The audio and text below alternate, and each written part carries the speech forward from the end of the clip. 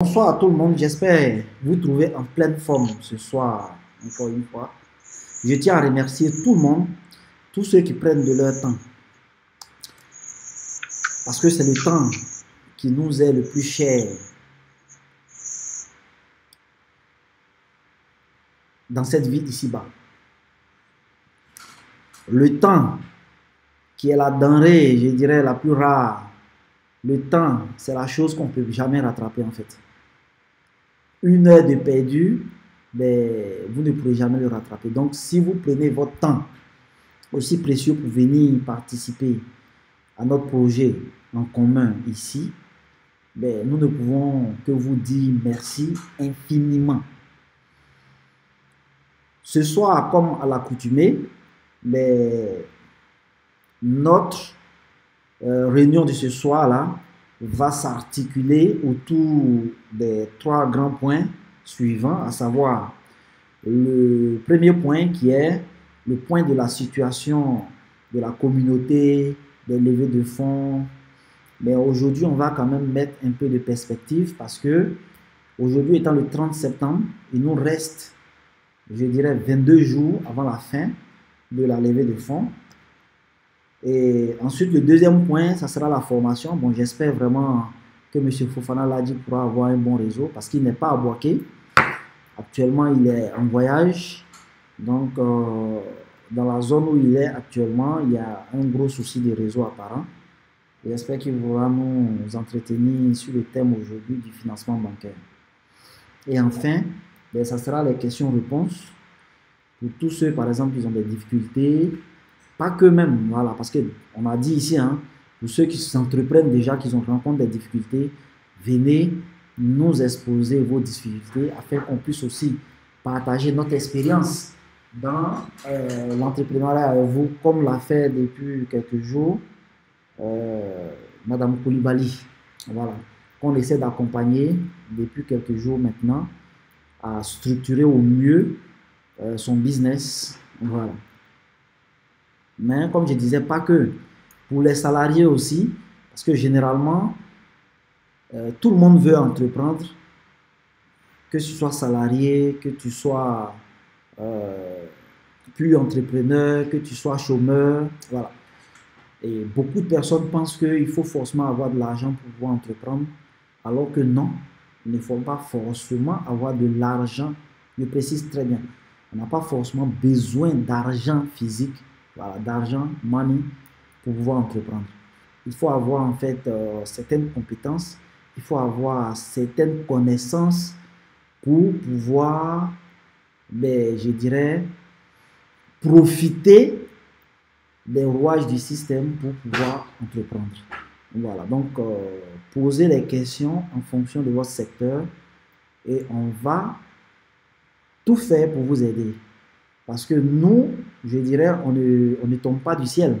Moi, j'ai été salarié. Hein. Moi, j'ai été salarié voilà, pendant au moins 15 ans. Très peu de personnes peut-être le savent. Moi, j'ai été militaire. J'ai une carrière militaire de 15 ans dans l'armée. Voilà, donc j'ai vécu aussi ces fins de mois, je peux dire juste. Souvent, les avances sur salaire. Voilà, c'est des choses qu'on a vécues. Donc, je peux en parler aisément.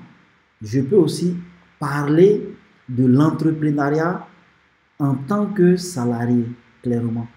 Voilà, parce que généralement, bon, quand on est fonctionnaire surtout, on nous fait des rappels, voilà, de quelques millions, généralement, avant que le salaire commence à passer de façon régulière.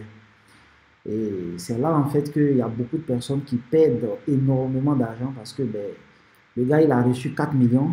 Il s'est dit que, bon, comme on parle de ferme, il va aller construire la ferme. Et très rapidement, il va se rendre compte que, en fait, ce n'est pas l'argent, en fait. L'argent dans un business doit venir pour booster le business. Ce n'est pas l'argent qui est forcément le moteur ou bien le démarreur. Voilà, je dirais, le démarreur. Le démarreur, c'est autre chose. L'argent, par contre, va venir pour booster les choses. Si tu n'as pas compris les choses comme ça, ben, tu vas perdre ton argent tout simplement. Donc, ceux qui sont salariés ici, n'ayez pas honte, n'ayez pas le trac posez les problèmes. Si vous avez envie d'investir dans un secteur d'activité, ben, posez-le. Peut-être il y a quelqu'un dans le groupe ici qui a déjà de l'expérience dans le domaine qui va vous guider pour ne pas que vous fassiez les mêmes erreurs. Voilà. Donc, comme on le dit.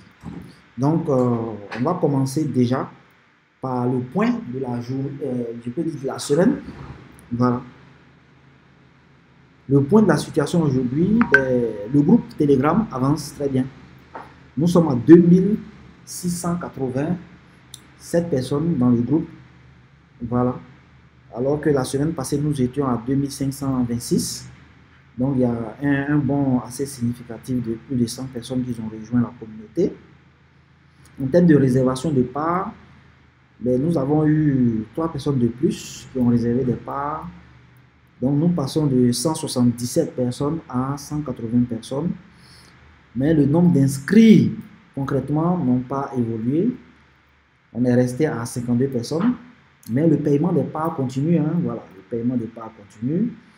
Aujourd'hui, en termes de paiement des parts, nous sommes à 2 990 000 francs CFA.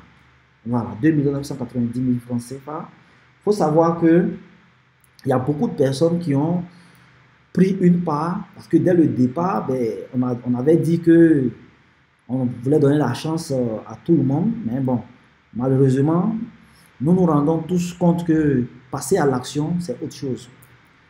Mais bon, déjà, je sais que ceux qui sont inscrits seront à l'heure et puis on va pouvoir avancer. En ce qui concerne les parts réservées, nous sommes à 504 parts réservées, soit une réservation de 50 400 000 francs CFA. Mais c'est pas mal, c'est pas mal. Vous savez, en fait, c'est dans ces situations que vous devez absolument apprendre.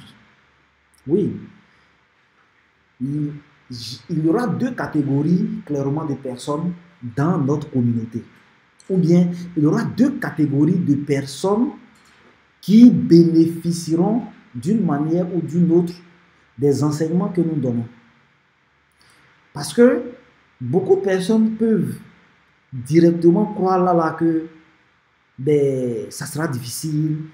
Bon, les attentes ne sont pas celles auxquelles on s'attendait.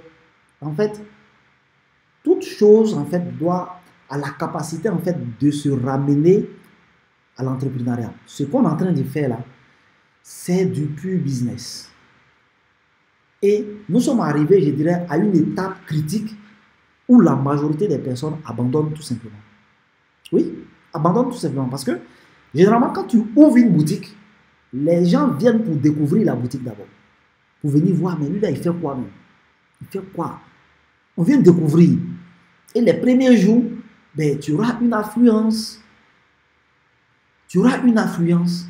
Et cette affluence-là, en réalité, n'est pas, je peux dire, le baromètre réel de ton business.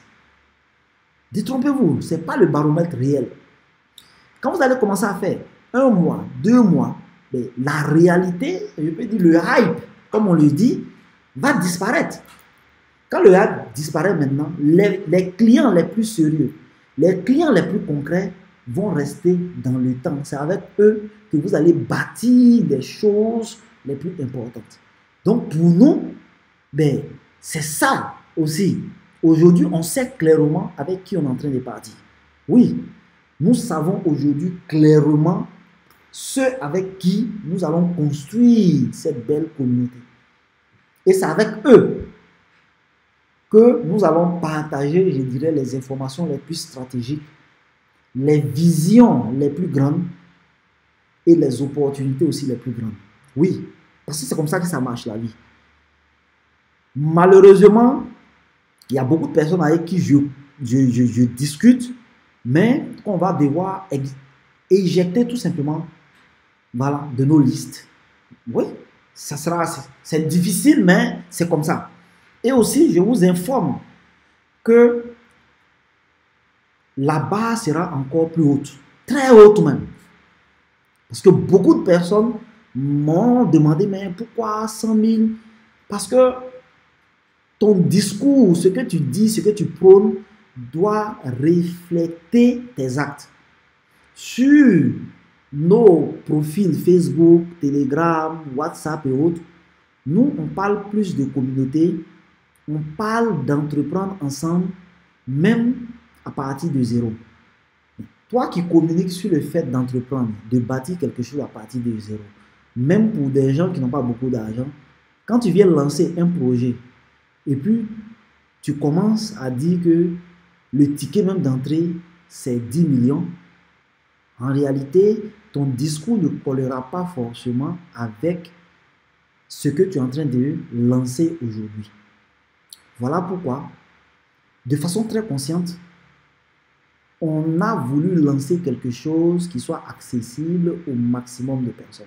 Oui, mais on connaissait aussi, en connaissance de cause, on savait aussi le revers de la médaille. Parce que généralement, quand tu lances un tel projet avec un ticket d'entrée aussi bas, ben, tu vas avoir affaire malheureusement à beaucoup de plaisantins. Oui, mais à des plaisantins, mais aussi à des gens sérieux qui viennent en fait tester la solidité de ce que vous êtes en train de dire. Voilà pourquoi j'ai insisté là-dessus pour que ceux qui sont par exemple à Abidjan ou bien de passage à Abidjan, qu'ils viennent nous rencontrer. Qu'ils viennent nous rencontrer. Parce que c'est à ce prix-là qu'on pourra en fait confronter nos idées, voir aussi d'autres réalités. Oui, je salue ici en tout cas tous ceux qui ont pris de leur temps, qui étaient de passage à Abidjan, ou bien même qui ont pris de leur temps pour nous contacter, pour venir discuter avec nous. Hier ou bien avant-hier, il y a un des membres, M. Yeo Dolé, qui vit au Canada, voilà, qui est venu me rencontrer ici. On a eu un échange vraiment extraordinaire. On a parlé de l'avenir, de ce qu'on est en train de bâtir. Parce que clairement, comme je disais, c'est pas avec tout le monde qu'on va pouvoir en fait aller. Il y a d'autres qui vont nous rejoindre après. Oui, c'est comme ça. Il y a d'autres qui vont nous rejoindre après. Mais il faut savoir que très bientôt, ça sera un peu plus difficile, voire même très difficile d'être dans le vrai réseau. Ça, il faut que je vous dise clairement. Voilà. Aujourd'hui, on a testé la volonté de tout un chacun. Et vous avez jusqu'au 22. Vraiment, vous avez vraiment jusqu'au 22 pour être, je peux dire, dans cette locomotive. Au-delà du 22 du mois prochain, en fait, vous-même, vous allez voir, à partir de la semaine prochaine, pour tous ceux qui me suivent sur les réseaux sociaux, vous allez commencer à avoir de nouvelles informations, vous allez commencer à avoir de nouvelles orientations qui, en fait, n'ont rien à voir avec ce qu'on est en train de dire aujourd'hui. Voilà. Je suis obligé, en fait, d'être aussi cash parce que il y a certaines personnes ici qui n'ont pas le temps à perdre. Là, il faut que je sois clair là-dessus. Donc, pour ne pas que vous soyez surpris d'un changement aussi radical très bientôt, mais parce que vous ne pouvez pas savoir combien de temps ou bien l'effort que nous faisons en fait de pouvoir maintenir le rythme d'entretien que nous avons pour la communauté. C'est très important à préciser. Donc, ça c'est vraiment, je peux dire la petite parenthèse, même pas une petite parenthèse, une précision de taille que je suis en train de faire ce soir-là. Parce que là, on va passer à autre chose. On va passer à un autre niveau. Oui. À la fin du mois prochain, on passe à un autre niveau. Tous ceux qui n'auront pas rejoint cette première vague, en fait, je sais que si tu n'as pas, en tout cas, si tu n'as pas pu vraiment financièrement, par rapport au temps, si tu n'as pas pu intégrer cette première vague que nous avons mis en place, en tout cas, c'est clair que tu ne pourras pas pour le reste. Voilà. Parce que là, on va passer à un autre niveau qui ne sera accessible qu'à une poignée de personnes. Mais tous ceux qui, malgré leurs faibles moyens, ont pu intégrer, en fait, auront, je dirais, un ticket exceptionnel une dérogation.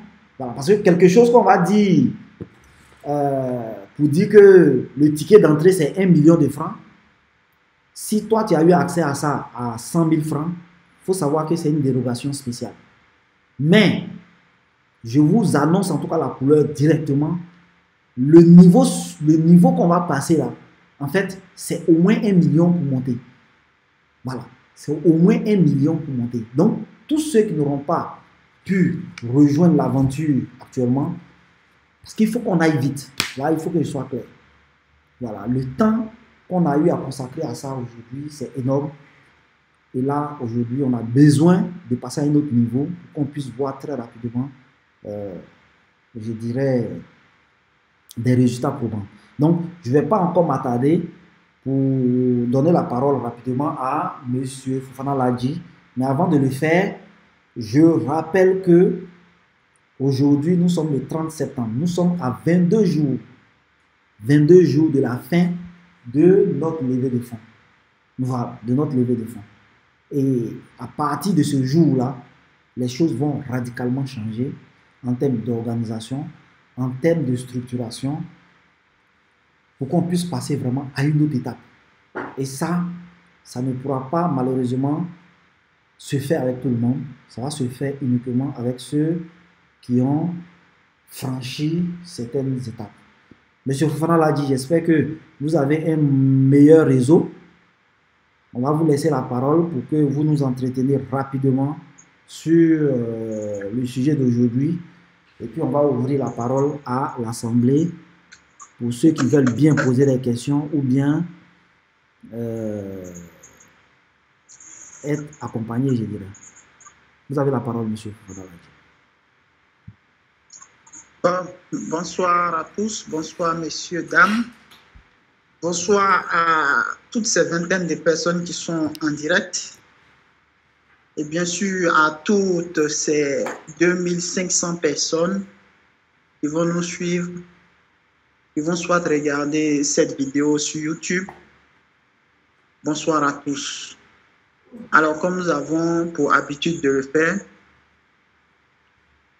chaque week-end, chaque samedi, nous nous rencontrons là, non seulement pour faire les bilans, mais aussi pour aider tout un chacun à repartir d'ici avec un minimum de bagage intellectuel qui n'est rien d'autre que ce que nous avons appris, ce que nous mettons en application, ce que nous avons vécu comme expérience. Et bien sûr, il n'y a rien de tel que de venir partager cette petite expérience avec vous. Alors aujourd'hui, bien entendu, nous allons parler d'un sujet qui est extrêmement important. Comment devenir financiable? Comment réussir à emprunter au niveau de la banque? Comment faire en sorte que une institution financière vous fasse confiance pour vous octroyer un crédit? Comment faire pour que le niveau d'activité que vous avez, vous puissiez passer de ce niveau à un autre niveau? Alors aujourd'hui, c'est autant de questions que la jeunesse se pose. C'est autant de questions que les entrepreneurs se posent. C'est également autant de questions que même les fonctionnaires se posent. C'est vrai, les fonctionnaires, par leur travail, ils ont des possibilités, des facilités d'avoir des crédits. Ce qui est totalement différent des entrepreneurs.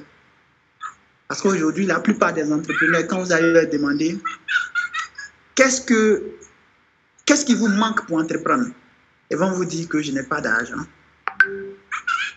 Ils vont vous dire que je n'ai pas de financement, j'ai besoin de financement. En réalité, ce n'est pas uniquement que le financement. Ce ne serait pas là qu'on va vraiment s'attarder là-dessus. on va s'attarder sur le fait que quand vous avez une activité, quand vous voulez emprunter, pourquoi est-ce que vous devez emprunter? Dans quelles conditions est-ce que vous devez emprunter?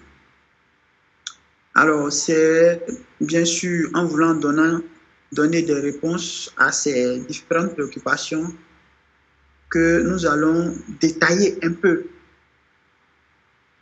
comment devenir financiable, comment avoir un prêt à la banque. Pour cela, notre réflexion va se porter sur, je dirais, 2 ou 3 points très rapidement. Le premier point que nous allons voir, c'est pourquoi est-ce que vous devez emprunter. Quel est l'objectif de votre emprunt? Le deuxième point, c'est quelles sont les techniques pour emprunter facilement. Parce qu'aucun emprunt n'est facile. Une institution financière va vous donner de l'argent. Quelqu'un va vous donner de l'argent. Il n'y a aucune facilité là-dedans. À plus forte raison, des institutions qui ont été créées spécialement pour garder l'argent des gens, ensuite donner du crédit, faire du bénéfice dedans et partager les bénéfices à ces différents actionnaires. Et le dernier point que nous allons voir, bien sûr, c'est quelles sont les erreurs à éviter lorsque vous empruntez un crédit. Alors, nous sommes déjà à 20h30. La première question qu'on se pose, pourquoi faut-il faire recours à un prêt bancaire? À cette question, vous devez vous poser la question, quel est mon objectif? Pourquoi est-ce que je veux emprunter? Là, vous devez comprendre une chose. Vous empruntez pour vous donner un surplus de capital. Mais lorsque vous passez au principe de l'emprunt, il y a quelque chose qu'on appelle le principe de diminution du capital. Là, je vais vous donner un exemple pour que vous puissiez comprendre. Qu'est-ce qu'on appelle le principe de diminution automatique du capital? Alors, il y a très longtemps de cela, au début de notre activité informatique, on achetait des ordinateurs, on faisait venir des ordinateurs de Dubaï, de la France, et puis on revendait ces ordinateurs. Bien sûr, c'est une activité qui marchait, on arrivait à vendre. Mais au bout de 1 an, 2 ans, 3 ans, il arrive que le fonds de roulement qu'on avait, si c'est par exemple 5 millions, vous allez vous rendre compte que quand vous allez faire 1 an, 2 ans, 3 ans, si votre activité ne bouge pas vraiment bien, vous allez vous rendre compte que votre fonds de roulement va baisser. Le fonds de roulement va baisser au fil du temps. Votre capital va baisser au fil du temps. Tous ceux qui sont entrepreneurs, qui ont des activités qui ne marchent pas vraiment de manière exponentielle, si c'est des activités qui marchent de manière linéaire, vous allez rencontrer ce type de problème-là. Si vous avez 5 millions aujourd'hui, plus le temps va passer là, vous allez vous rendre compte que c'est 4 millions qui restent. Plus le temps va passer là, vous allez vous rendre compte qu'il reste 3 millions. Plus le temps va passer, vous allez vous rendre compte qu'il reste 2 millions. Plus le temps va passer, vous allez voir que votre bureau est vide, votre magasin est vide, vos comptes bancaires sont vides. Parce que, bien entendu, le temps va consommer votre argent. Les dépenses vont consommer votre argent. Les charges vont consommer votre argent. Vous-même, vous allez dépenser dans votre argent. Alors, on a recours à un crédit pour maintenir votre niveau des affaires. Parce que, vu le temps, comme le temps va faire que normalement les choses vont décroître, donc vous avez recours au crédit pour maintenir la stabilité de vos affaires. Ça, c'est le premier principe qui pourrait amener un entrepreneur à demander un prêt au niveau de la banque. La plupart des gens, les gens ne vont pas se rendre compte de ça. Les gens vont dire que non, moi j'ai besoin de ça pour augmenter mon capital. Alors qu'au début, son capital était beaucoup. Ça lui suffisait. Ça lui permettait de faire des activités, de tourner dedans constamment. Mais après quelques années, il se rend compte que le capital qu'il a, en réalité, ça ne peut plus faire affaire. Il est obligé d'emprunter pour rehausser un peu son niveau. Voilà l'une des premières raisons pour laquelle un entrepreneur emprunte. Alors, la deuxième raison, le deuxième objectif pour lequel un entrepreneur emprunte, un entrepreneur a recours à une source extérieure de financement, en fait, pour passer d'un niveau à un autre niveau. C'est très important. Vous allez voir, tous ceux que vous allez voir qui sont de grands entrepreneurs aujourd'hui, c'est des gens qui n'ont pas eu peur des emprunts. C'est des gens qui n'ont pas eu peur de prendre crédit. Parce que moi-même, je vais vous donner mon exemple. Alors, nous, notre parcours est long. Moi, personnellement, mon parcours est très long. Je suis passé de moto-taximètre à aujourd'hui propriétaire de plusieurs entreprises, dont ABC, Africa Business Corporation, notre entreprise de vente de matériel informatique. Notre deuxième entreprise, c'est l'AGI Industrie, une usine de construction de machines agricoles de tout genre. Notre troisième entreprise, c'est l'AGI Immobilier, une entreprise dans le secteur de l'immobilier, la vente de terrain. Nous sommes dans le BTP, nous sommes dans les conseils, nous sommes dans les prestations et services. Mais de chauffeur de moto-taxi à aujourd'hui responsable de plusieurs entreprises. Mais vous allez vous dire que c'est de la magie. Non, ce n'est pas de la magie, c'est des principes qu'on respecte. C'est des principes qu'on respecte. Et aujourd'hui, grâce au Fofana Business Club, nous voulons passer de projets de centaines de projets de millions à centaines de millions, voire milliards.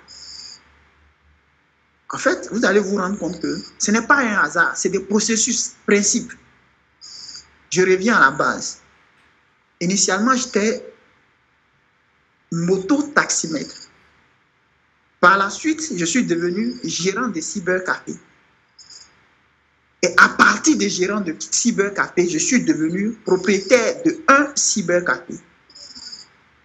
À partir de là, je vais marquer une petite pause. Vous devez comprendre que dans votre vie entrepreneuriale, vous devez avoir un côté spirituel, un côté divin.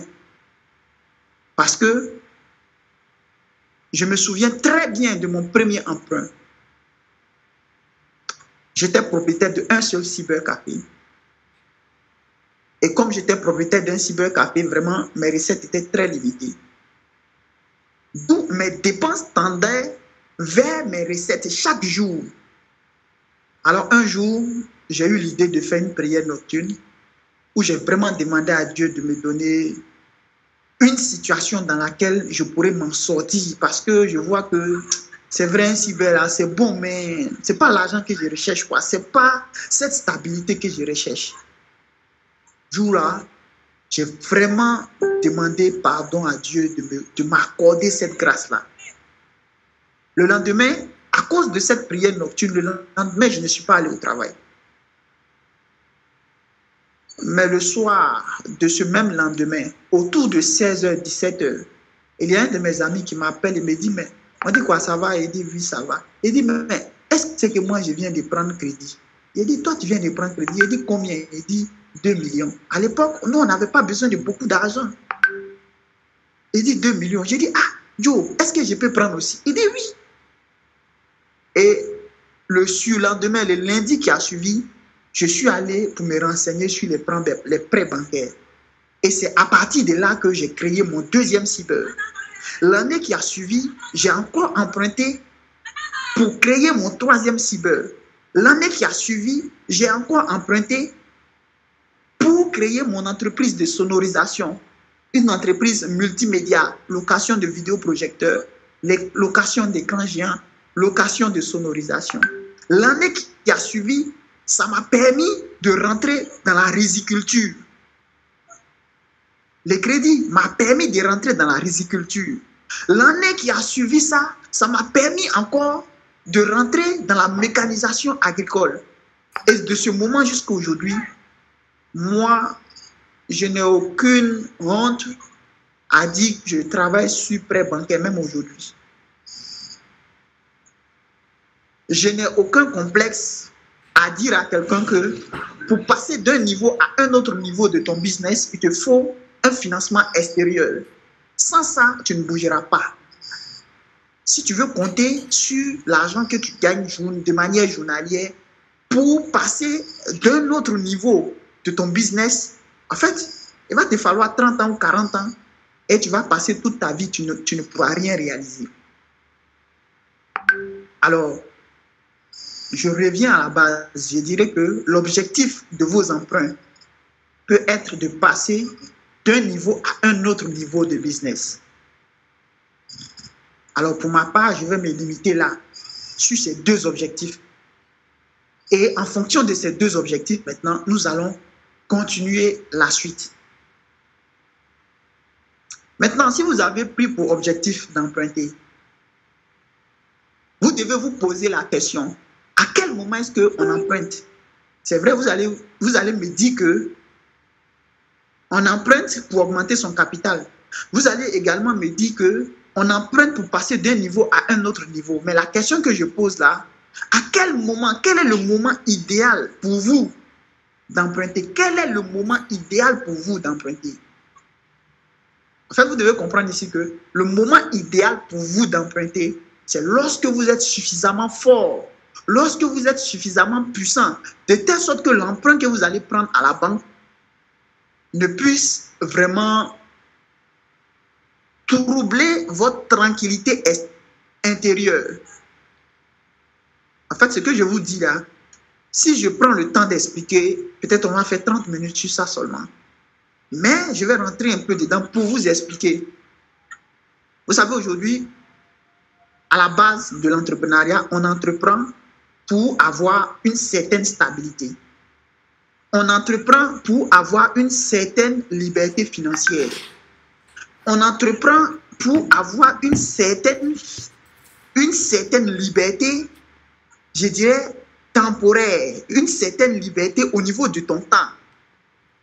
On entreprend dans l'objectif d'avoir une paix, la paix intérieure. Lorsque vous entreprenez, vous vous dites que j'ai le temps, je fais tout ce que je veux au moment où je veux et j'ai la paix intérieure.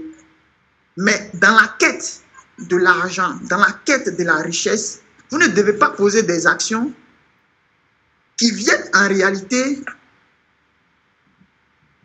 troubler cette paix intérieure que vous êtes en train de rechercher. Alors que si vous empruntez et que vous n'avez pas la capacité financière de rembourser, quand la banque va commencer à vous courir après, cette paix intérieure sera troublée. Voilà pourquoi j'ai décidé de mettre ça aujourd'hui dans l'exposé de ce soir. Quel est le moment, le meilleur moment pour vous d'emprunter? Le meilleur moment pour vous d'emprunter, c'est lorsque vous êtes suffisamment puissant financièrement. Lorsque le crédit que vous allez prendre là, vous savez que je vais rembourser ça là et ça ne va pas troubler mon sommeil. C'est en ce moment-là que vous devez emprunter. Donc pour tous ceux qui vont m'écouter aujourd'hui, qui sont dans ce groupe, qui se disent que j'ai besoin de passer à un autre niveau de mon business, si vous avez 10 millions actuellement, dites-vous que c'est le moment pour moi d'emprunter. Si vous avez 100 millions dans votre compte actuellement, vous dites que c'est le meilleur moment pour moi d'emprunter. Parce que vous ferez, sauf en cas de contrainte, vous ferez erreur de venir emprunter lorsque vous êtes suffisamment faible. Ça veut dire que si toi tu n'as rien, là, ton derrière n'est pas soudé, il n'y a rien, ton compte bancaire est vide, et puis tu viens prendre crédit là, Joe, tu as trop de... C'est comme tu es venu ajouter problème sur problème. N'empêche que si tu travailles bien, tu pourras t'en sortir. Mais le meilleur moment pour un entrepreneur d'emprunter, c'est lorsqu'il a suffisamment de moyens. Si aujourd'hui tu as 5 millions, pose-toi la question, qu'est-ce que je peux faire pour conserver mes 5 millions et que je puisse avoir 5 millions avec une institution financière pour travailler dans leur argent, de telle sorte que ce que j'ai moi-même là, ce soit ma sécurité financière. Et c'est ça qui pourra vous apporter la paix intérieure, la quiétude. Vous n'aurez pas peur. Un entrepreneur, si tu as peur d'investir là, ça ne marche pas. Ça ne peut pas marcher. Pour que tes investissements marchent là, tu dois investir là où le risque même est élevé. Et puis tu n'as pas peur. C'est à partir de là, quand tu vas faire un profit là, tu vas voir que le profit sera tellement grand que tu vas t'en sortir. Alors, j'ai donc donné la réponse à cette préoccupation. Ensuite, on va partager avec vous quelques principes et techniques pour avoir un financement. Le premier principe au niveau de l'emprunt, c'est que vous devez comprendre que, vous devez remarquer, vous devez comprendre, c'est un principe. Lorsque vous voulez entreprendre, lorsque vous voulez emprunter, on ne donne jamais crédit à celui qui n'a rien. Si tu es pauvre là, si tu n'as pas d'entreprise, tu n'as pas d'entrée d'argent, la banque ne va jamais te donner crédit. Si toi tu n'as rien, même les institutions financières qui sont faites pour aider les gens là, ils ne vont pas t'aider. C'est l'un des principes pour avoir du crédit. La banque ne donnera jamais crédit à quelqu'un qui n'a rien. La banque ne donnera jamais crédit à quelqu'un qui n'a aucune activité, qui n'a rien encore commencé. À partir de là, vous devez comprendre que pour avoir un prêt à la banque, vous devez être en train de faire quelque chose. Parce que c'est ça que la banque va venir regarder. Monsieur, vous voulez qu'on vous donne un crédit? D'accord. Que faites-vous? Ah, je suis dans telle activité. Voilà mon bureau, voilà ce que je fais.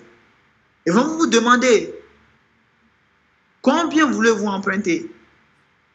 Si toi, quand on regarde tes activités là, si c'est trop, tout l'argent que tu as devant derrière là, si c'est trop là, c'est 500 000 là, et que toi tu viens demander un prêt de 15 millions ou de 20 millions, la banque ne va jamais t'accorder ce prêt là. Parce que, en fait, tu n'inspires pas confiance.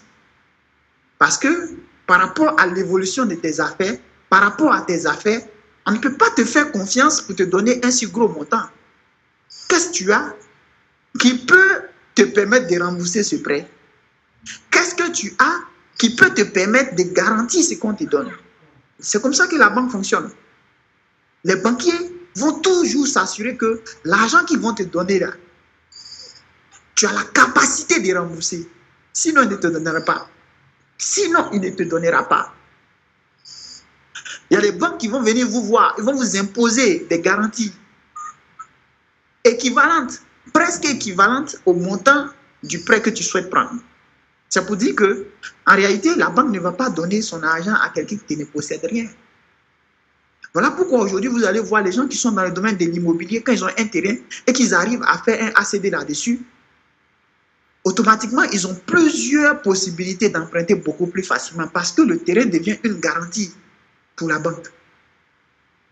Si la valeur de ton terrain est de 10 millions, la banque ne va pas se gêner à vous donner 10 millions de crédit. Parce qu'il sait que si c'est mélangé, il va venir saisir ce bien.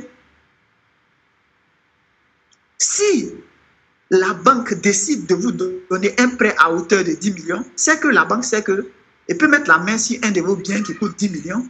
Ou bien la banque sait que votre chiffre d'affaires, quand on va calculer, vous êtes capable de rembourser, par exemple, si c'est sur 10 mois, vous êtes capable de rembourser 1 million par mois, 1 million plus les intérêts par mois. À partir de là, la banque peut vous donner maintenant un crédit. Alors, vu les différents exemples que je viens de vous donner, vous-même, vous pouvez déjà faire sortir les différentes conditions qu'il faut pour avoir un prêt à la banque. La première condition, vous devez être en activité, c'est la première condition. La deuxième condition, en plus d'être en activité, vous devez être capable de présenter une garantie qui vous appartient, une garantie physique qui vous appartient. Ça peut être un terrain, ça peut être une voiture, ça peut être une maison, ça peut être des biens matériels que vous avez, si c'est des machines, des tracteurs, des motos, ça peut être tout ça. En plus de cela, la banque va vous demander une garantie morale. Parce que, c'est vrai, tout ce qui est là, c'est bien beau. Mais on a besoin de quelqu'un, si on te cherche demain qu'on ne te retrouve pas là, la personne là est garante de toi. La personne là est comme une garantie morale pour toi. Donc, quand vous faites les affaires, vous devez être aussi dans un réseau qui va vous permettre que, ça veut dire qu'en cas de garantie morale, ces personnes-là puissent vous aider. Vous devez avoir quelqu'un une garantie, je dirais, une garantie physique de main. C'est-à-dire un homme, un aval. Un aval, c'est je sais pas, c'est quelqu'un qui se porte garant au cas où vous ne remboursez pas la banque. C'est lui qui rembourse. Donc, la première condition, vous devez avoir une activité, vous devez être en activité. La deuxième condition, vous devez être capable de présenter des garanties physiques. La troisième condition, vous devez être capable de présenter une garantie morale, un homme qui prend la charge de rembourser vos prêts si vous disparaissez. La quatrième condition, vous devez faire en sorte qu'on ait une traçabilité de vos recettes, de vos comptes financiers. C'est très important. Parce que c'est à partir de là que la banque va effectuer ses calculs pour voir, ce monsieur-là, il me demande 5 millions, il me demande 10 millions, il me demande 100 millions. Est-ce qu'il a la capacité de rembourser? Ils vont regarder vos recettes journalières. Ils vont regarder vos recettes mensuelles. Ils vont regarder vos chiffres d'affaires annuels. Ils vont regarder quelles sont vos dépenses, quelles sont vos charges. Ils vont aller voir chez vous à la maison. Ils vont prendre des photos de tout. En fait, si à partir de là, votre objectif n'est pas fort d'aller jusqu'à l'emprunt, vous allez dire, tiens, Joe, je suis fatigué. Joe, ça me fait peur. Je ne prends plus crédit là. Parce que tellement la banque va vous... C'est-à-dire tellement ils vont avoir assez d'éléments sur vous. Si vous n'êtes pas prêt pour emprunter, vous n'allez jamais emprunter. Alors que ça, ce n'est que le début. Donc, ça, c'est des principes que vous devez avoir. Comment faire pour avoir une garantie? Vous devez travailler. À partir de maintenant, travailler de telle sorte que votre magasin, votre bureau puisse être une garantie. Acheter des biens immobiliers de telle sorte que si vous voulez emprunter, vous puissiez présenter votre terrain comme une garantie. Acheter des voitures de transport, par exemple, de telle sorte que cela, vous puissiez présenter cela comme une garantie. Surtout, approchez-vous des gens qui sont aussi dans les affaires, parce que la banque va aussi vous demander une garantie morale, un aval, une personne physique qui se porte garant de votre paiement. Et sans oublier, vous devez tenir votre comptabilité proprement. En fait, à partir de là, la banque va voir que vous êtes quelqu'un de sérieux à qui on peut faire confiance. Tout ce que la banque recherche, est-ce que c'est cet individu-là, on peut lui faire confiance? Est-ce qu'on peut lui faire confiance? C'est ce que la banque recherche. Alors, à partir de là, une fois que la banque aura réuni toutes ces informations, la banque va aller analyser. Si vous mentez, la banque va savoir. Vous demandez, par exemple, vous êtes entrepreneur, vous demandez un prêt de 2 millions. Et puis quand on vous demande, vous dites que toi, tu fais chiffre d'affaires 1 million par mois. En fait, le gars, il va te regarder, mais il ne va pas parler. Mais il va savoir que toi, ce que tu dis, ce n'est pas vrai. Toi, tu viens demander un crédit de 2 millions. Toi, tu dis que tu gagnes 1 million par mois. Mais il faut attendre 2 mois, tu vas avoir 2 millions là et puis c'est fini. Donc, pour dire que relativement, vous devez donner des informations qui sont correctes à votre banque. Parce que quand ils vont évaluer, ils vont vous protéger aussi en ne vous donnant pas un prêt qui est tellement supérieur à votre capacité de travail. Donc, ce que tu peux supporter là, tu dis ça à la banque va analyser. Si ils voient que tu as plus de biens que ça, ta recette peut donner plus que ça, ce que tu as demandé, ils vont te donner. Dans le cas contraire, ils vont te donner toujours plus petit que ce que tu as demandé. Toujours. Parce que la banque veut se rassurer. La banque aussi ne veut pas donner crédit à quelqu'un qui aura des problèmes pour rembourser. Voilà. Donc, à partir de ce principe, la banque va analyser vos dossiers. La banque va vous permettre d'avoir un crédit en fonction de l'activité que vous menez. Ça peut être 1 million, ça peut être 2 millions, ça peut être 5 millions, ça peut être 10 millions, ça peut être 100 millions. Ici, je ne ferai pas de publicité en donnant le nom d'une certaine institution ici. Pour tous ceux qui ont besoin, en tout cas, de suivi, de conseils au niveau de comment emprunter, vous pourrez rentrer en contact avec nous plus tard. Alors, quand la banque va vous donner, va vous dire, monsieur, venez, votre financement est prêt, venez prendre votre argent. À partir de là, vous allez voir qu'il y a des entrepreneurs qui commettent des erreurs.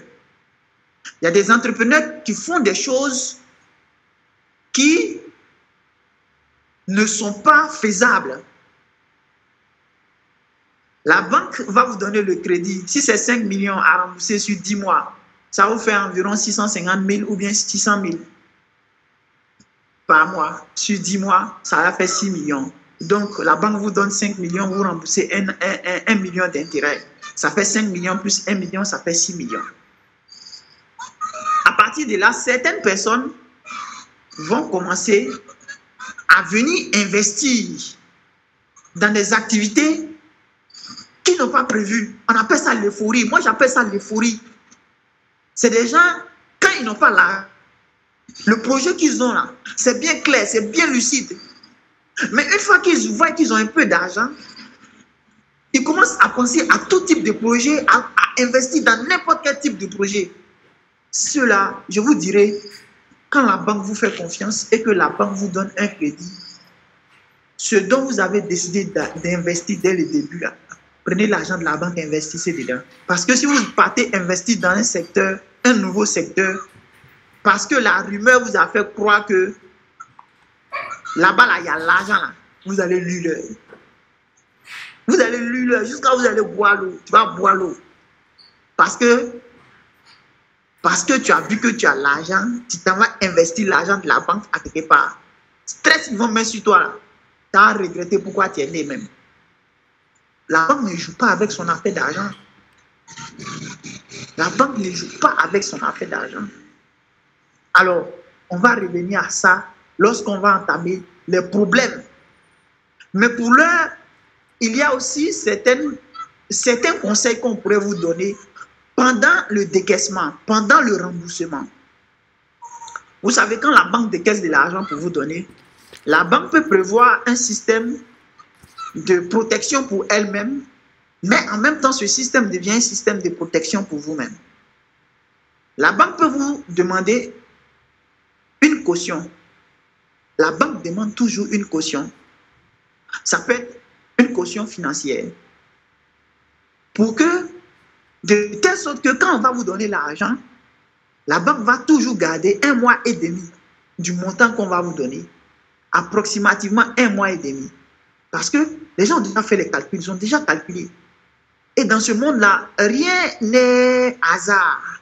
Tout est aujourd'hui fait par expérience.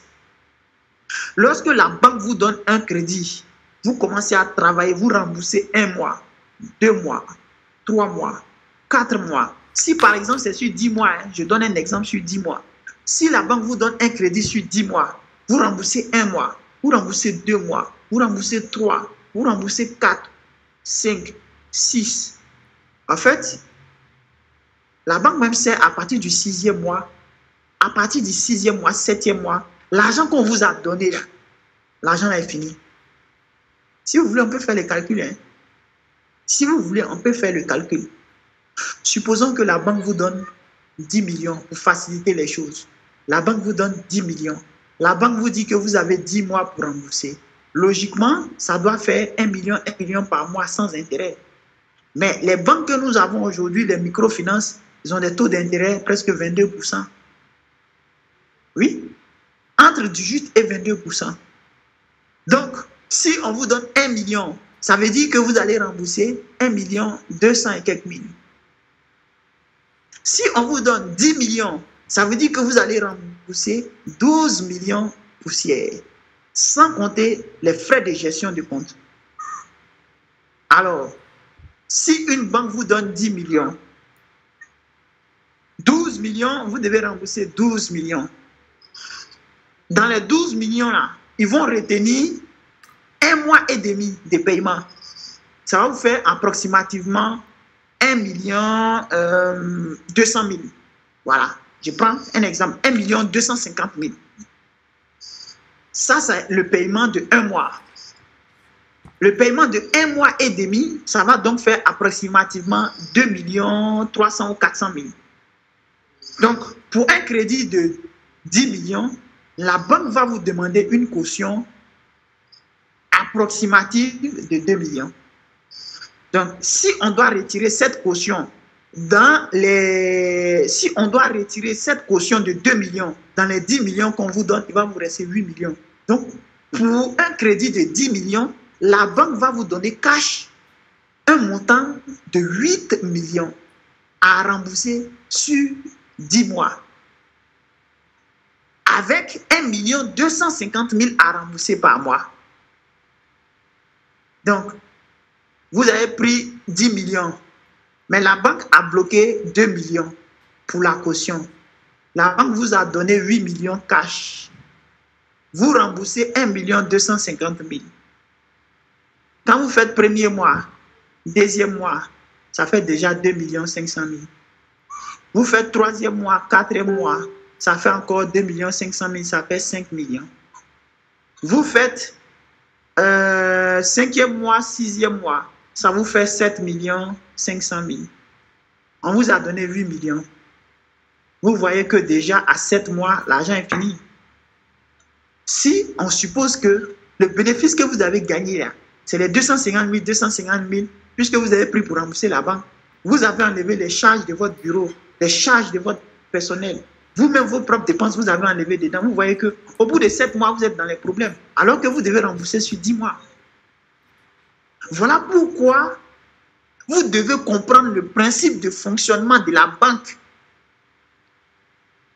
Parce que ce que je vous explique là, vous devez comprendre que c'est comme ça que ça va se passer, au fait. Vous prenez le prêt aujourd'hui, mais vous réfléchissez déjà dans 7 mois, dans 8 mois, qu'est-ce qui va se passer? Mais ce qui va se passer, tes affaires ont marché. Voilà pourquoi tu as pu payer les intérêts.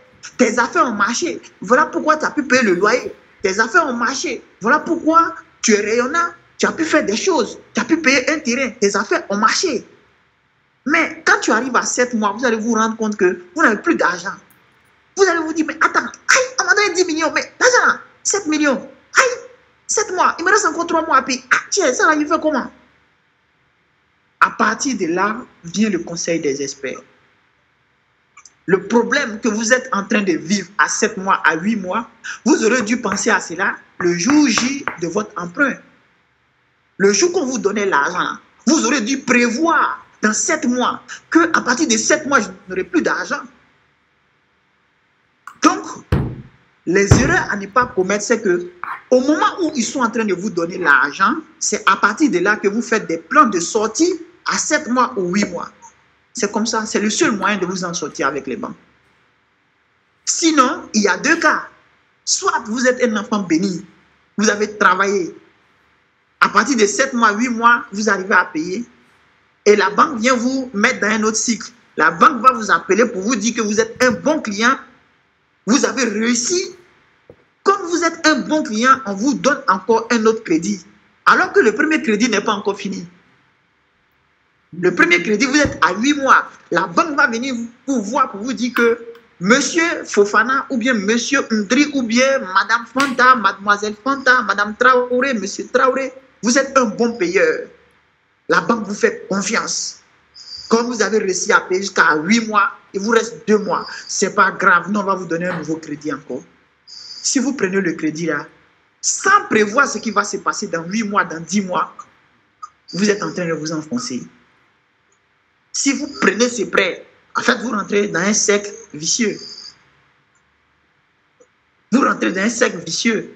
Et ce cercle vicieux-là, c'est parce que vous avez réussi à rembourser jusqu'à 8 mois que la banque a préparé un système pour vous mettre dedans. Donc, pour que vous puissiez vous en sortir l'année qui va suivre, vous devez préparer le contre-plan de la banque. Oui, puisque si vous ne préparez pas ça, coûte que coûte, vous aurez des problèmes. Ça, c'est le cas où vous êtes un enfant béni. Vous êtes un travailleur, vous êtes un bosseur. vous avez remboursé l'argent de la banque, vous êtes content, la banque est venue vous voir, elle vous a félicité, elle vous donne encore autre argent. Mais cette félicitation que la banque est venue vous faire, là, c'est un préparatif d'un autre plan pour vous faire payer plus. Pourquoi? Parce que quand la banque vient vous proposer un crédit qui n'est pas encore terminé, la banque vient vous proposer un autre crédit, ce qui veut dire que vous rachetez l'ancien crédit, puisque le délai n'est pas fini. Le délai de 10 mois n'est pas atteint. À 8 mois, ils sont venus vous proposer. Donc, ce qui veut dire que vous allez racheter l'ancien crédit avec le nouveau crédit. Mais qui gagne? C'est la banque qui gagne parce que vous avez 2 mois que vous n'avez pas travaillé. Vous n'avez pas travaillé les 2 derniers mois pour générer l'intérêt de ça, pour vous-même, pour rembourser la banque, pour avoir un surplus. Ça, c'est le premier cas. Le deuxième cas, c'est quoi? C'est que, c'est vrai, vous n'avez pas travaillé. Mais quand la banque va venir vous donner le crédit, en fait, vous enfreignez les règles du premier contrat. Parce que dans le premier contrat, il est écrit que, bien sûr, avec la microfinance, il est écrit que si il arrivait que vous acceptez, vous venez pour résilier le contrat, vous payez 5% du montant restant. C'est écrit en petit caractère dans le contrat que vous lisez. Donc, pour vous dire que même le contrat qu'on va vous donner là, vous devez prendre le temps de lire le contrat. C'est vrai, souvent la banque ne va pas vous donner le choix, mais c'est important pour vous de savoir ce qui se trouve dans le contrat. C'est important pour vous de savoir ce qui se trouve dans le contrat.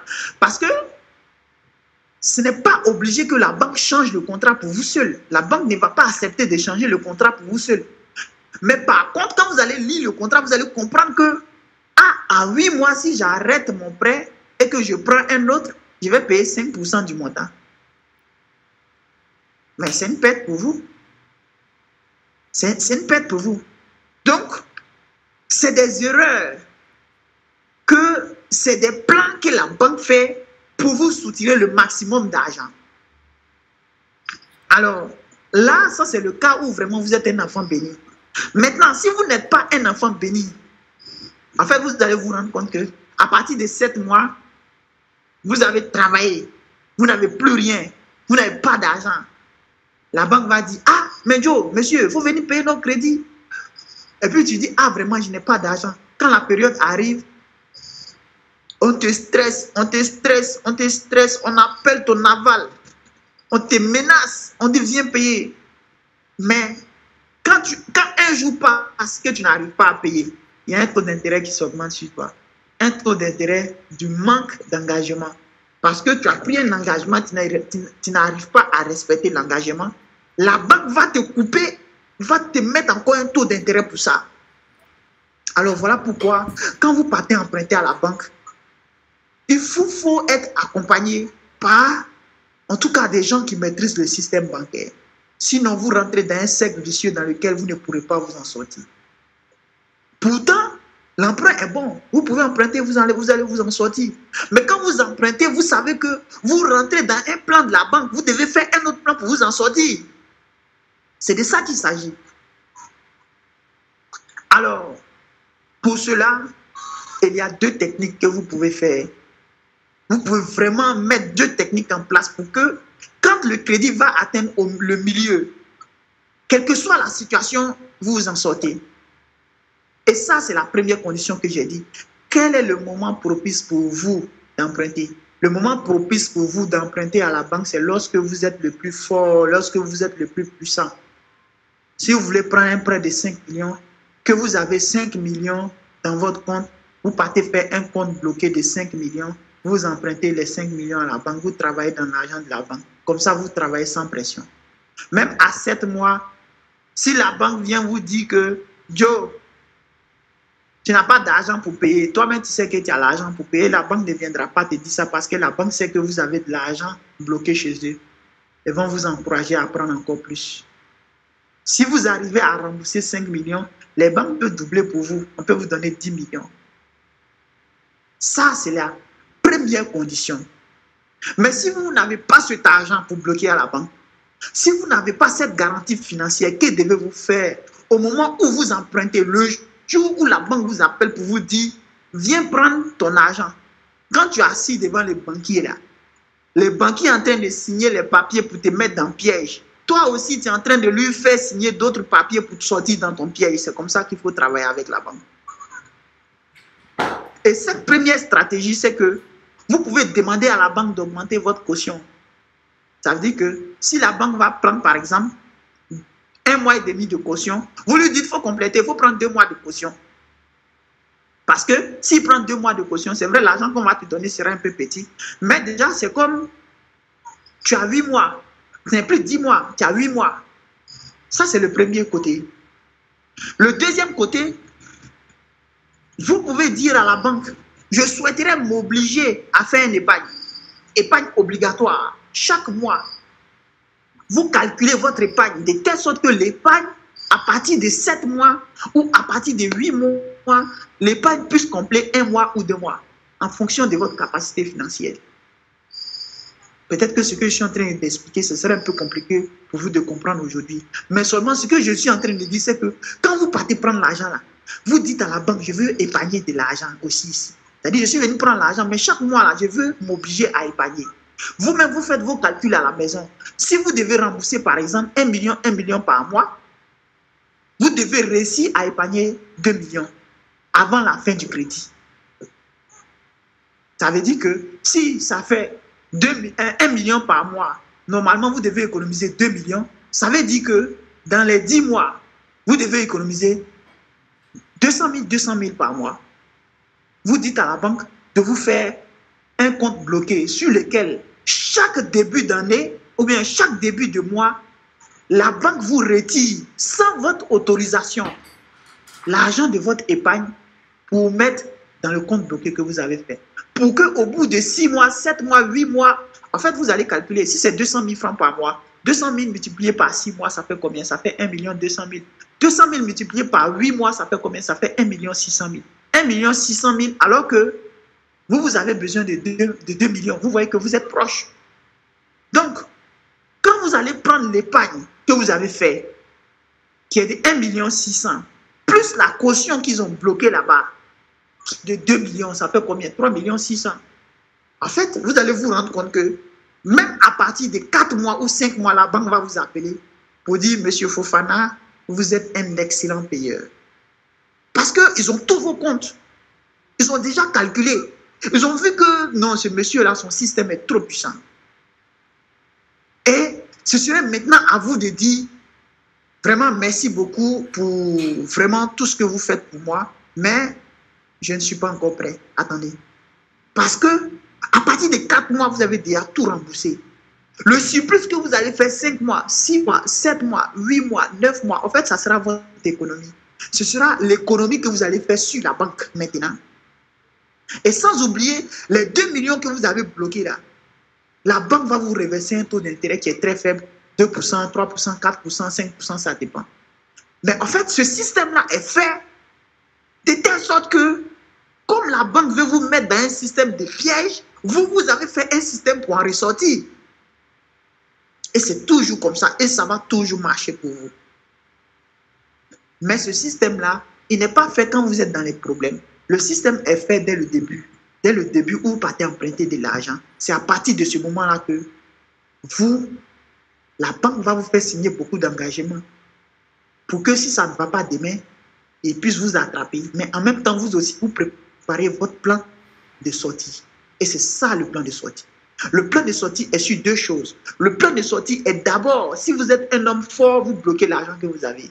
Mais si vous n'avez pas d'argent à bloquer, vous augmentez votre caution et vous vous obligez à épargner dans la même banque. C'est tout. Qu'importe le travail que vous allez faire, vous allez voir que la banque va vous respecter parce que vous n'êtes pas n'importe qui. Vous savez emprunter, vous connaissez les conditions d'emprunt et vous savez vous enrichir sur le dos de la banque. Et c'est comme ça que vous devez travailler en tant qu'entrepreneur. Alors, le temps est, nous sommes déjà à 21h10. Il y a quelques erreurs quand même dont je souhaiterais attirer votre attention là-dessus. Lorsque vous partez emprunter à la banque, vous savez, nous sommes des entrepreneurs. Même si vous êtes fonctionnaire, il y a des erreurs qu'il ne faut pas commettre. En tant qu'entrepreneur, vous devez comprendre la différence, connaître la différence entre un actif et un passif.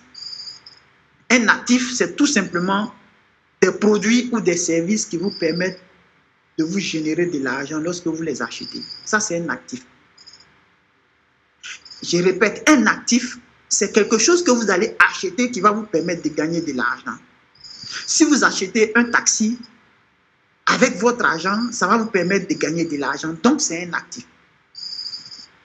Si vous achetez, je ne sais pas, en tout cas, tout ce que vous pouvez acheter pour vous permettre de gagner de l'argent, si vous achetez une machine pour travailler, un tracteur, une batteuse de riz pour vous rapporter de l'argent, c'est un actif. Un passif, par contre, c'est tout ce qui va vous permettre de vous faire sortir de l'argent. C'est-à-dire quand vous payez et puis l'argent ne rentre plus. C'est ça qu'on appelle un passif. Vous achetez avec votre argent, mais ce truc que vous avez acheté, en aucun cas ne vous fait rentrer de l'argent. La plupart du temps, ces passifs-là perdent de la valeur une fois qu'ils sont sortis du magasin. Ça peut être une voiture pour votre propre bien. Ça veut dire que tu payes une voiture pour le luxe, pour faire le prodada. Tu payes un costume pour faire le prodada. Pas pour faire des conférences, parce que si c'est pour des conférences, ça devient automatiquement un actif. Donc, quand vous prenez l'argent de la banque, n'investissez jamais dans les passifs. Sinon, son diable va vous tuer. Lorsque vous prenez l'argent de la banque, ne vous jouez pas le Papa Noël. Parce que Papa Noël, là, si tu as fait ça, là, passé 1 mois, 2 mois, 3 mois, tu as pensé que tu as l'argent, hein, mais c'est un remembélé, ça t'attend devant. L'argent, là, c'est compté, tout est compté. Lorsque vous empruntez l'argent de la banque, vous-même, vous devez faire votre comptabilité propre. Sinon, c'est un rembat. C'est un gros rembat même qui vous attend. Donc, lorsque vous prenez l'argent de la banque, n'investissez jamais dans des produits ou des services qui ne vous rapporteront rien. Ça, c'est la première erreur à éviter. La deuxième erreur à éviter, lorsque vous prenez l'argent de la banque et vous partez investir dans un autre domaine qui n'est pas votre domaine, ça, c'est une erreur. Vous savez, la banque a accepté de vous donner du crédit sous la base de l'analyse de l'activité que vous faites. Donc, c'est cette activité, c'est au regard de cette activité-là qu'on vous a octroyé un crédit. Maintenant, on vous donne le crédit, vous venez prendre ce crédit-là pour aller investir ailleurs, dans une nouvelle activité, dans un nouveau business, dans un business que vous ne connaissez pas. Ça, là, c'est des erreurs à ne pas commettre. Parce que là, si tu as tapé poteau là-bas, là, il dit, tu vas lui tu vas boire l'eau même. L'eau là même, là, tu vas te noyer dans toi-même, ton propre l'eau que tu bois là, tu vas te noyer dedans. C'est des erreurs à ne pas commettre. Lorsque vous prenez l'argent de la banque, ne devenez pas euphorique. Restez lucide, clair. Fidèle à votre projet de base. Parce que quand vous aurez l'argent, il y a beaucoup d'idées qui vont venir dans votre tête. Restez fidèle à votre idée de base. C'est très important. Très, très important. Investissez dans l'activité que vous-même, vous voyez que vous avez présenté à la banque. Là. Investissez dans ça. Ensuite, voilà un autre de moi-même, mes erreurs que je suis en train de... En fait, tout ce qui est là, c'est des erreurs que moi j'ai commis, que je suis en train de vous dire. Voilà, moi, c'est des erreurs que moi j'ai commis, que je suis en train de vous dire. N'investissez jamais quand vous prenez l'argent de la banque, que vous devez rembourser sur 10 mois, sur 12 mois.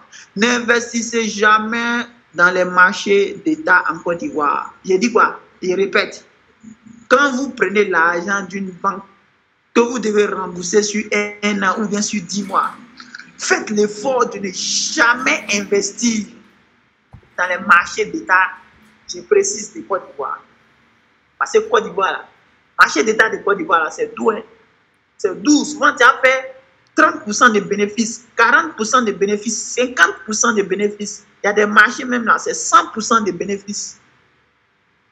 Mais l'État est un mauvais payeur. l'État là, en fait, tu sais qu'il va payer. Mais quand il va payer là, tu ne sais pas. Tu sais que l'État va payer. Si tout est propre, tu as tes documents, l'État va payer. S'il n'y a pas de remaniement ministériel, s'il n'y a pas de guerre dans ton pays, s'il y a la stabilité là, en tout cas, il faut être sûr que l'État va payer. Mais le moment que l'État va venir payer, la personne ne maîtrise ça. Parce qu'une petite erreur peut faire en sorte que toi, ta facture qui doit être payée dans 30 jours, là, ils vont te payer ça dans 2 ans. Parce que moi-même, j'ai vécu ça. J'ai emprunté à la banque et à la même occasion, j'ai eu un bon marché d'État. C'est-à-dire, j'ai fait mes prévisions. J'ai augmenté ma caution, je me suis obligé à faire certaines choses. J'ai garanti le paiement même de la banque de 3 mois. Et puis le reste de l'argent, j'ai mis dans le marché public. Les gars, je ne peux jamais refaire ça toute ma vie. Ouais. Parce que le marché était supposé être payé dans 45 jours. Et vous savez, en Côte d'Ivoire, là, c'est le otage. Hein? Quand vous cherchez marché, là, si vous n'avez pas un réseau, là, vous n'allez jamais gagner marché en Côte d'Ivoire. Et c'est ce réseau que nous sommes en train de créer. Si vous voyez qu'on veut qu'on devienne nombreux, on est 2000 aujourd'hui, on veut qu'on soit 10 000 personnes, c'est pour que notre réseau soit grand. Mon réseau était propre, ils m'ont donné le marché. J'ai compétit, j'ai gagné, mais ils m'ont donné le marché. Quand on m'a donné le marché, il dit je maîtrisais tout le monde. Lui qui m'a donné le marché, il était avec moi, il était dans mon réseau. Lui devait payer, il était dans mon réseau. Lui qui était de temps en temps, il était dans mon réseau. Mais il dit, les gars, je ne sais pas ce qui s'est passé. Il y a une note qui est venue. La note dit qu'il doit faire audit d'abord. Audit de l'entreprise là, ça a pris 9 mois. L'argent devait me payer dans 1 mois. L'argent là nous a payé après 1 an et demi. Après près de 18 mois. Pendant ce temps, j'ai pris l'argent à la banque. Moi-même, j'ai mis toutes mes sécurités comme je devais faire. J'ai mis les sécurités. J'ai garanti le paiement de 3 mois parce qu'on m'a dit que 1 mois. Mais je me suis dit, mais même si on ne me paye pas en 1 mois, qu'on me paye en 2 mois, ça marche. Mais je prends d'autres précautions. Je sais que l'État, c'est un mauvais paiement. Peut-être dans 3 mois, ça, c'est les dents. Ils ne peuvent pas dépasser 3 mois. Mais les gars, je vous assure que ma facture a été payée après 1 an, 6 mois. Il n'y a pas de souffrance que je n'ai pas vécue dans cette période. Ne faites pas comme moi. Faites surtout pas cette erreur. À l'époque, tellement c'était chaud, Simon, tellement c'était chaud, j'ai vendu tout ce que j'avais comme bien à des prix dérisoires pour satisfaire la banque. J'avais tout ce que j'avais, j'ai tout vendu. Chaque mois, je partais prendre un de mes biens pour vendre, pour rembourser à la banque, pour éviter que la confiance ne se perde entre moi et la banque. Donc, je vous dis, quand vous prenez l'argent de la banque, n'investissez jamais dans un marché d'État de Côte d'Ivoire. Sinon, si Dieu est avec vous, vous allez gagner. Mais Dieu n'est pas toujours avec vous. Hein? Alors,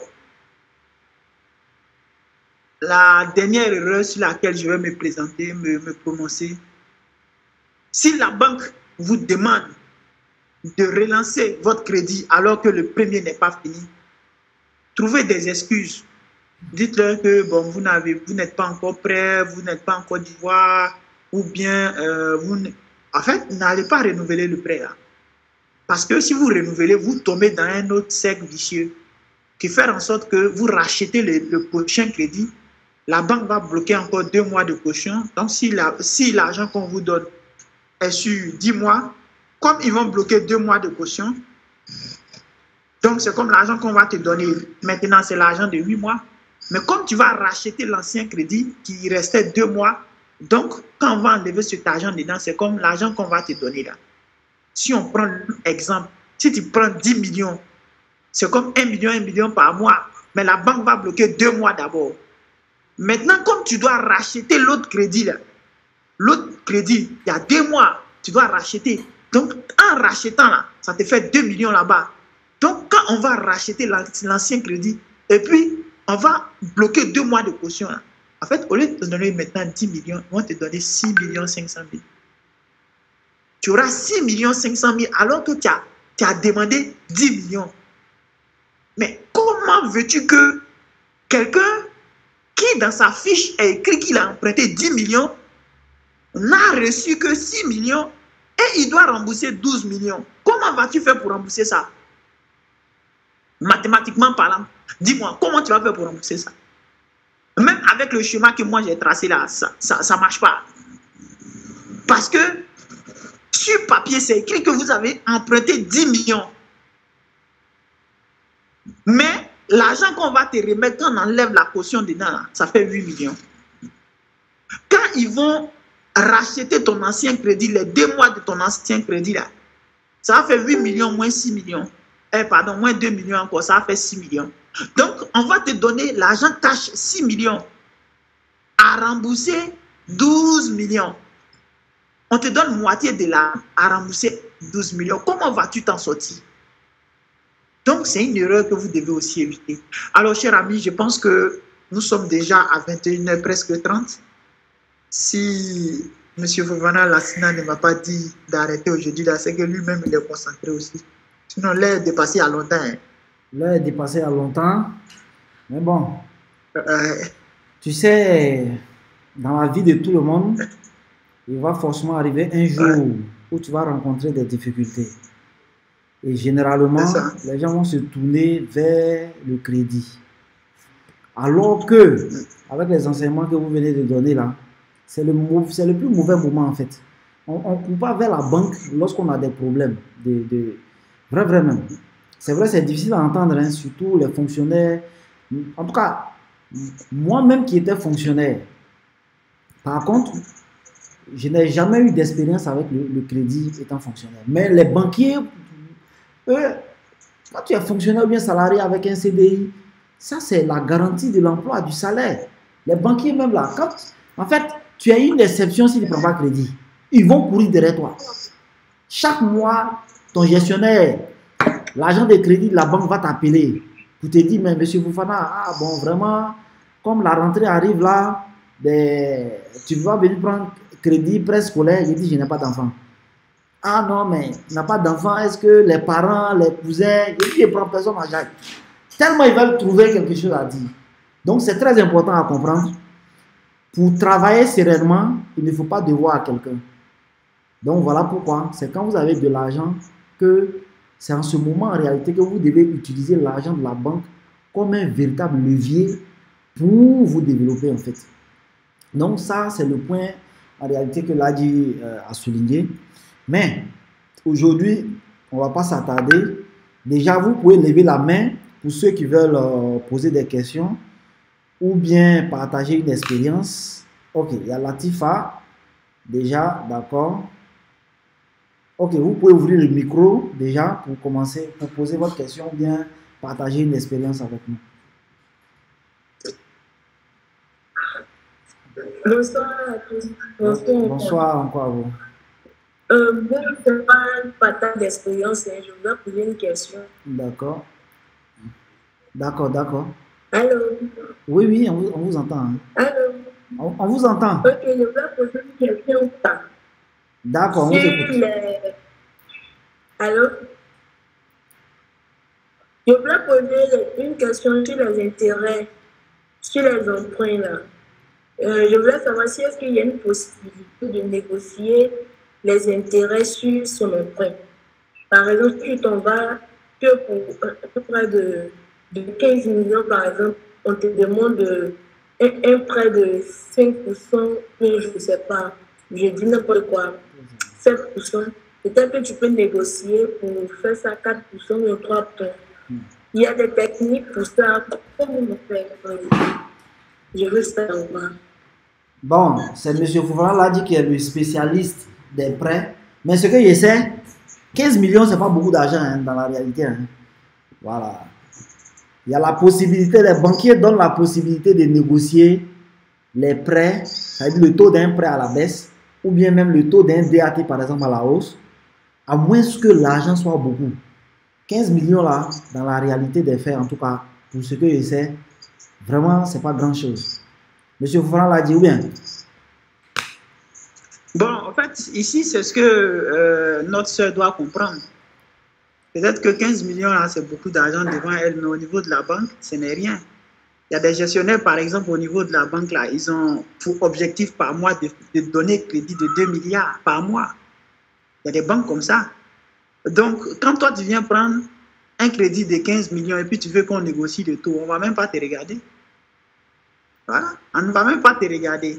Pour certains gros emprunteurs, je prends l'exemple, par exemple, de Feu Nzika, le propriétaire de UTB, quelqu'un qui peut acheter des centaines de cars ensemble.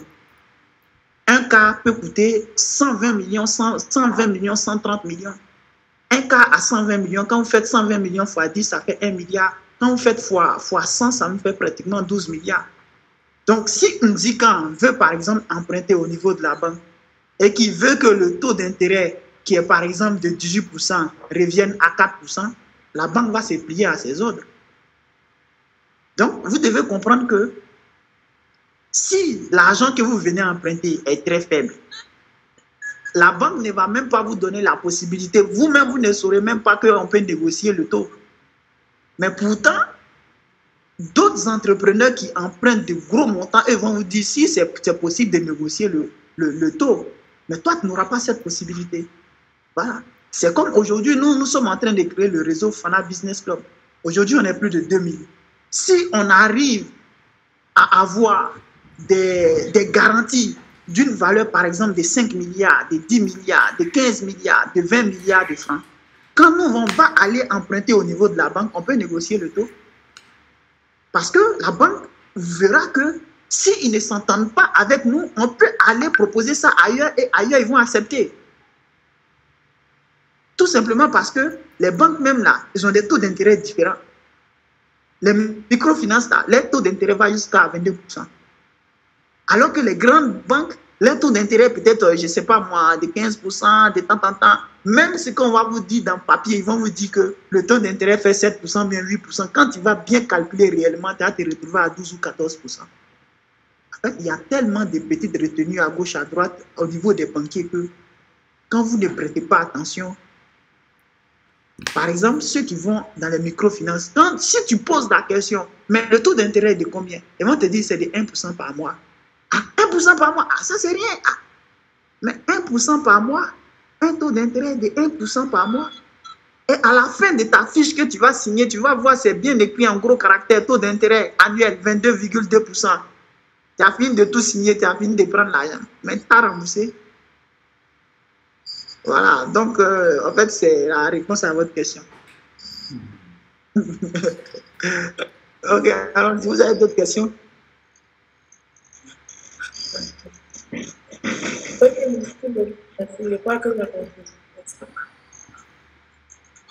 D'accord. Moi, je veux, avant que quelqu'un d'autre pose une autre question, je veux faire un rappel pour ce que je disais au début. Voilà. On a fait le point de la situation, hein. Mais bon, avant aussi les changements des choses, il faut bien que tout le monde soit au courant de ce qui est en train de se passer dans le groupe. Nous sommes à 22 jours. Oui, 22 jours, parce que c'est le 22 du mois prochain que la première phase, je peux dire, de la levée de fonds que nous avons lancée se termine. On ne va même pas ajouter 1 heure dessus. Ça, il faut que je vous dise. Et à partir du 22, les choses vont changer radicalement. Voilà, les choses vont changer radicalement. Parce que là, on s'est donné 90 jours, 3 mois, pour que chacun puisse non seulement juger de la pertinence de ce qu'on fait, mais aussi de la fiabilité de tout ce qu'on est en train de mettre en place. Donc aujourd'hui, nous, il faut qu'on avance. Et pour avancer, on sait clairement que ça ne peut pas se faire avec tout le monde. Là, c'est clair. Donc, ceux qui vont rester en retard, ben, sachez que les conditions seront encore plus compliquées. Parce que sincèrement, nous-mêmes là, on a trop de business à gérer pour que tu viennes en fait passer 1 heure de temps de téléphone avec quelqu'un qui au finish ben, aura perdu ton temps. Voilà. Parce que vous ne pouvez pas savoir combien d'appels par jour en fait on est obligé de gérer. Voilà. Et là, malheureusement, ben, ce temps-là qu'on a voulu bien mettre à disposition de certaines personnes ne voit pas encore la valeur. Donc c'est pourquoi aujourd'hui nous sommes en train de changer de cap. Et ce cap réellement sera changé totalement à partir du 22. Voilà, on va passer à un autre niveau. On va passer à un autre niveau avec ceux et celles qui le souhaitent bien. Voilà pourquoi dès le début ici, on a voulu qu'il n'y ait pas de contraintes, pas du tout. Ceux qui voudront se retirer vont se retirer simplement. Ceux qui voudront continuer, ben, continueront. Et puis, voilà, chacun fera son bilan plus tard. Donc, ça c'est très important pour nous tous à comprendre. Monsieur Atobra Emile, ok. Vous êtes autorisé à parler. Oui, bonsoir, monsieur. Bonsoir, monsieur. Monsieur Foufouna, vous avez dit vous allez augmenter à partir du 22, la CAP sera tellement augmentée, mais et nous qui n'avons pas au moins peut-être un revenu de quelques sommes, là, on fait comment? Ben, c'est le moment de rentrer, hein. Comme j'ai dit, actuellement... Bon, si c'est rentré, nous, on est déjà rentré. Ah, non, si vous êtes, voilà, si vous êtes dans la liste, comme je n'ai pas tous les noms en tête, comme je disais, bon, peut-être vous n'étiez pas là au début, comme je disais, ben, vous êtes déjà, ceux qui se sont inscrits, qui ont déjà payé leur part, oui, oui, ou bien qui vont payer leur part avant le 22, en réalité, sachez que vous êtes rentré dans un réseau, quelles que soient les conditions qu'on mettra, vous y êtes déjà. À moins que vous-même vous ressortez. Parce que ça aussi, c'est une possibilité. Mais, ok, c'est compris. ceux qui n'ont pas encore franchi le pas, là, vraiment, je suis désolé. J'aimerais bien, en tout cas, qu'ils sachent l'effort que nous-mêmes on fait derrière pour pouvoir gérer en fait cette communauté, répondre aux messages, être aussi organisé que possible. Parce que gérer l'argent des gens, je vous assure que il n'y a pas petit argent. Hein. Voilà, quel que soit ce que tu gagnes, bon, c'est vrai. Quel que soit ce que tu gagnes, il n'y a pas petit argent. Quand quelqu'un t'a confié 200 000, en réalité, fais tout pour prendre le mieux. En tout cas, prends soin au mieux de cet argent que possible. Parce que c'est l'argent. Tu ne sais pas en fait comment la personne a eu l'argent. Il y a des gens pour gagner 10 000 dans un mois sont obligés de faire des sacrifices incommensurables. Ça, moi-même, j'en suis conscient. Parce que quand même, on n'a pas quitté du ciel pour tomber. Monsieur Franck l'a dit tout de suite, vous expliquait, je peux dire de façon très simple, comment il a fait pour monter aujourd'hui ce que moi j'appelle encore un petit business. D'autres personnes peuvent croire que c'est gros, mais en réalité, la vision est plus que ça. Mais, sincèrement, nous, il faut qu'on passe à une autre étape. Parce que, clairement, il y a des gens qui nous attendent pour l'autre étape.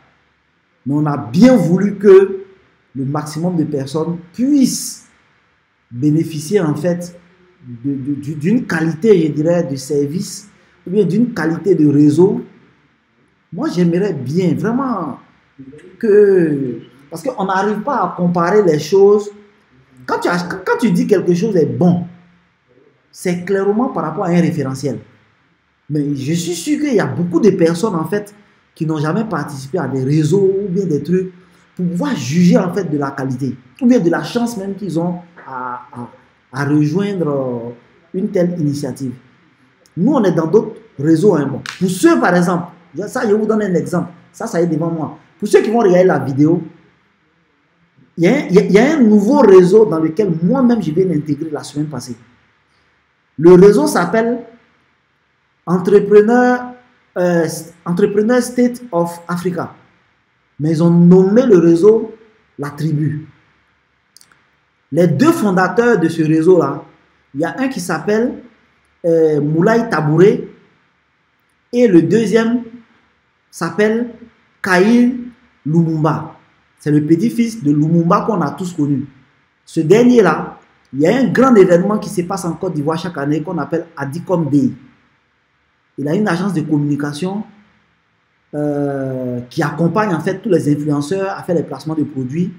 Et l'autre, ça c'est Khaïr Lumumba. Et l'autre, lui c'est Moulay Tabouré, c'est un Malien, mais il est installé en Côte d'Ivoire. Lui, il a créé une entreprise qui s'appelle Africrea. En fait, il permet en fait à tout commerçant africain de pouvoir vendre partout dans le monde. Mais ce gars-là, en réalité, aujourd'hui, il est devenu l'un des spécialistes dans les systèmes de levée de fonds à l'étranger. Lui-même, actuellement, là, sa start-up vient de faire une levée de fonds de 5 millions d'euros. Vous pouvez aller sur Internet, vous pouvez voir. Et là, actuellement, quand je suis en train de faire l'enregistrement, vous allez voir que je présente actuellement là le groupe Telegram d'un réseau qu'ils ont lancé il n'y a pas longtemps. Actuellement, on est autour de, je crois, 200 personnes. Mais pour intégrer même le réseau seulement là, actuellement là, il faut payer déjà 100 000 francs. Au moins, voilà.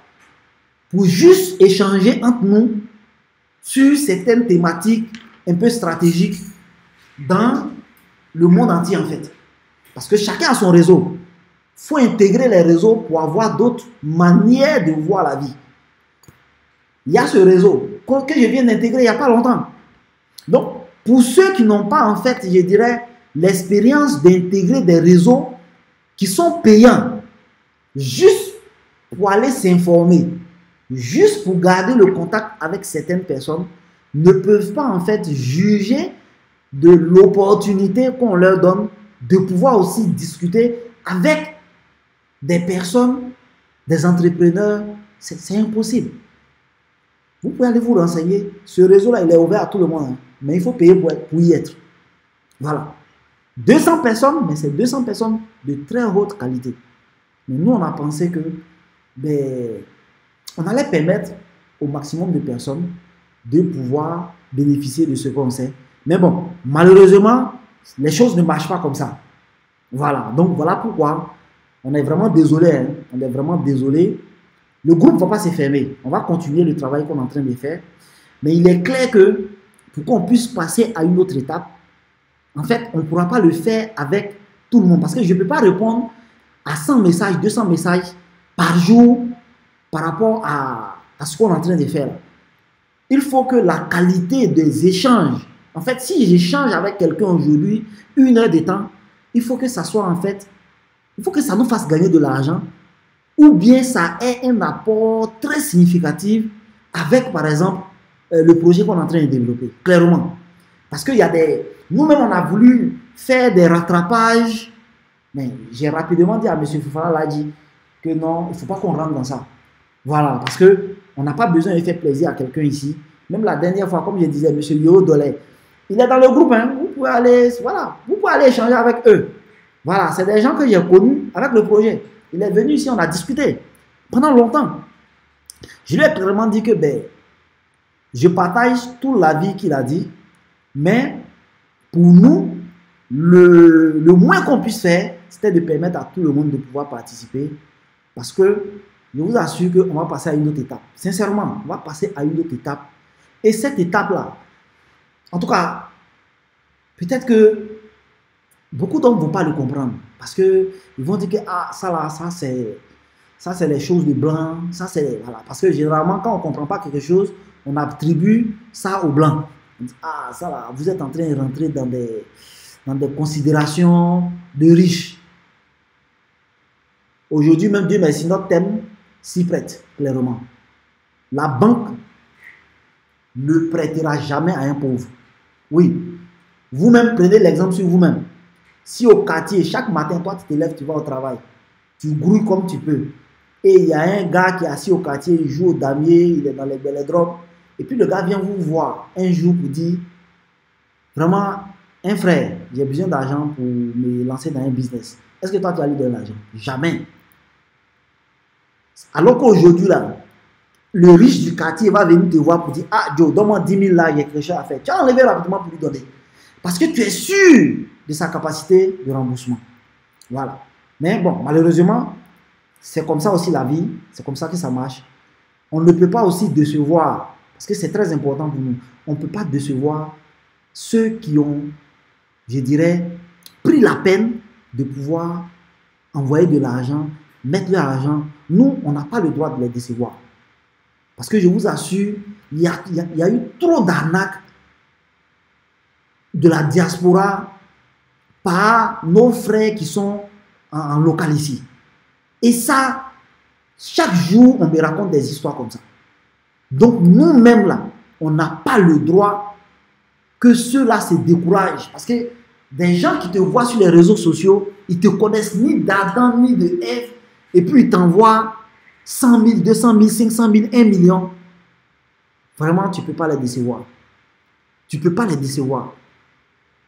Et on ne va pas les décevoir. Donc, pour eux seulement, ben, nous, on va passer à une autre étape. Parce que c'est mieux de gérer ce petit groupe, ce petit noyau-là, de façon très efficace, que vraiment de vouloir sauver tout le monde. Voilà, on ne peut pas sauver tout le monde. Un navire qui est en train de chavirer, ben, s'il n'y a pas assez de gilets de sauvetage, on va choisir, en tout cas, peut-être les plus riches. Malheureusement, c'est comme ça que la vie marche. Le business, ça ne se gère pas avec les émotions. Ça, il faut le comprendre. Ça, il faut le comprendre. Si on dit aujourd'hui, le monde doit disparaître et que il y a des vaisseaux spatiaux qui doivent être affrétés à certaines personnes, je vous assure que ceux qu'on va sacrifier sur terre ici, là, la majorité seront les pauvres. Voilà, ça, il n'y a pas d'émotion à avoir, il n'y a pas de méchanceté, mais c'est comme ça que la vie fonctionne. Parce que, au moins, peut-être ce qu'on va pouvoir créer demain va pouvoir permettre à ceux qui n'ont pas peut-être les moyens de pouvoir peut-être en bénéficier en étant peut-être salariés, tout simplement. Mais il ne faudrait pas que on gâche cette chance qu'on a, nous tous, de pouvoir en fait, je dirais, réussir quelque chose, de pouvoir gâcher cette chance-là parce que bon, on a voulu forcément partir avec tout le monde. Donc vraiment, ça c'est le point sur lequel aujourd'hui, j'insiste parce que tout simplement, il nous reste 22 jours. 22 jours, c'est pas grand. Hein? Par la grâce de Dieu, si on a la santé, on a la longue vie, 22 jours, ça passe très rapidement. Beaucoup d'hommes m'ont contacté pour me dire, ah bon, est-ce qu'on ne peut pas ajouter quelques jours, on peut pas. Finalement, on ne pourra jamais. Le 22 octobre, à minuit 00, si tu n'as pas envoyé ton argent, c'est fini, c'est bouclé. Nous, on passe à autre chose. La semaine prochaine même là, pour ceux qui me suivent sur mes réseaux, vous allez voir que la communication a changé. Cette semaine-là, la communication a été intense. Beaucoup intense. Voilà. La semaine prochaine, vous allez voir que ça va changer. Parce que là, on va passer à une autre étape. L'étape suivante, on va commencer à recueillir en fait des projets. Oui, parce que nous-mêmes déjà là, comme on le dit, il ne faut pas réinventer la roue. Pour pouvoir parfaire une idée, ben, il faut t'inspirer de l'idée des autres. C'est comme ça que ça marche dans ce monde-là. Et on ne sait jamais. Peut-être qu'on va tomber sur la perle rare qui va nous faire bondir d'un autre pas. Mais cela ne se fera pas sans ceux qui ont eu confiance et ont investi leur argent dans ce projet-là. Donc, voilà le message en tout cas que je voulais passer. Monsieur Fofana l'a dit, si vous avez un dernier mot, parce que bon, on dirait que personne n'a... Si quelqu'un veut prendre la parole, on ne sait jamais. Est-ce qu'il y a quelqu'un qui veut prendre la parole encore? Nous sommes à 21h46.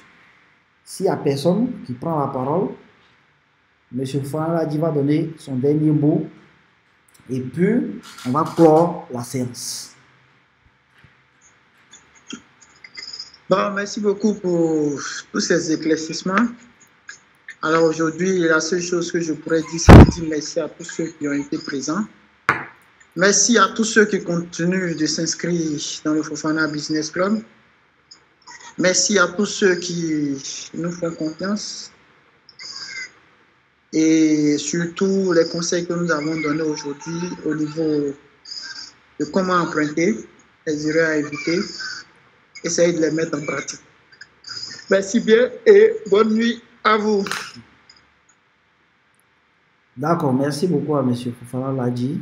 Comme il le disait, on tient encore à remercier vraiment tous ceux qui prennent de leur temps pour venir participer à bâtir cette communauté. C'est quelque chose que nous venons de commencer. Tout début est difficile. Tout début est difficile. Tout début est difficile. Mais cela n'entamera en rien à notre volonté d'aller jusqu'au bout. Parce que tout le monde n'a pas la capacité en fait de faire ce qu'on fait. Ouais. Tout le monde n'a pas la capacité de faire ce que nous sommes en train de faire. C'est pourquoi j'exhorte en tout cas tous ceux qui sont encore, je dirais, sceptiques, tous ceux qui sont encore dubitatifs, je vais parler gros français aujourd'hui, à analyser et à faire le bon choix. Mais nous, en tout cas, le 22 octobre, on passe un autre cap. Avec ou sans eux. Merci beaucoup de nous avoir suivis.